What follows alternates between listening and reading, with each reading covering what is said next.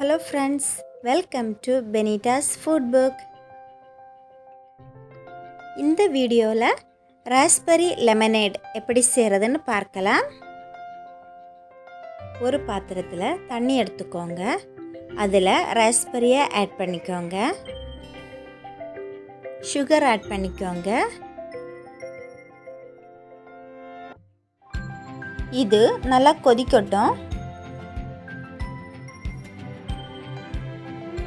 கொதிச்சதுக்கு அப்புறம் சூடு ஆற வச்சு எடுத்துக்கோங்க.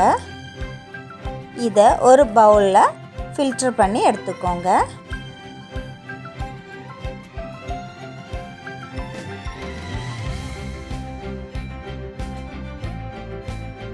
இதை சர்வ் பண்ணிடலாம்.